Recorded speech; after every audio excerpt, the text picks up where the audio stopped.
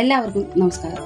ലളിതാ സഹസ്രനാമം ശ്ലോകം 55. മഹാഭോഗ മഹൈശ്വര്യ മഹാവീര്യ മഹാബല മഹാബുദ്ധിർ മഹാസിദ്ധിർ മഹായോഗേശ്വരേശ്വരി.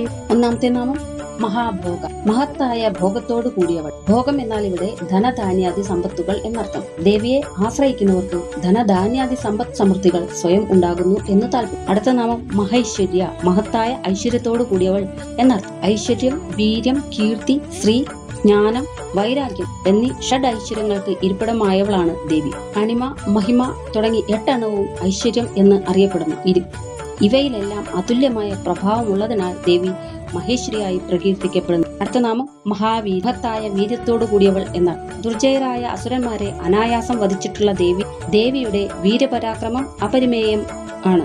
അങ്ങനെ ദേവി മഹാവീര്യ തന്നെ. അടുത്ത നാമം മഹാബല, മഹത്തായ ബലത്തോടു കൂടിയവൾ എന്നർത്ഥം. ബലം എന്ന പദത്തിന് പല അർത്ഥങ്ങളുണ്ട്. ശക്തി, ഗന്ധം, രസം, രൂപം, സ്വാത്മാവ് തുടങ്ങിയവ. ഭൂസണ്ഡൻ 20 സഹോദരന്മാരോടൊപ്പം നിരന്തരം ദേവിയെ പ്രാർത്ഥിച്ചു. ശരീരത്തിൽ ഇരിക്കവേ തന്നെ മുക്തനായി എന്ന് യോഗാവാസിഷ്ടത്തിൽ പറയുന്നു. അടുത്ത നാമം മഹാബുദ്ധി, മഹത്തായ ബുദ്ധിയോട് കൂടിയവൾ എന്നർത്ഥം.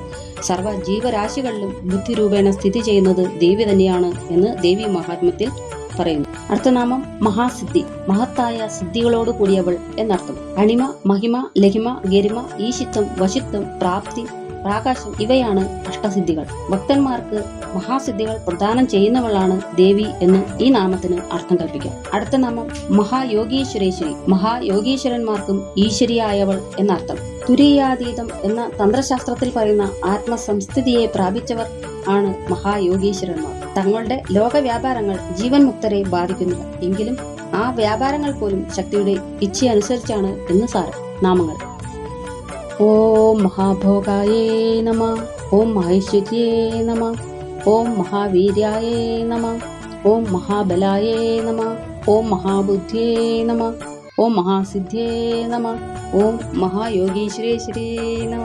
എല്ലാവർക്കും ഭഗവതിയുടെ അനുഗ്രഹം സദാ ഉണ്ടാകട്ടെ എന്ന് പ്രാർത്ഥിച്ചുകൊണ്ട് നന്ദി, നമസ്കാരം.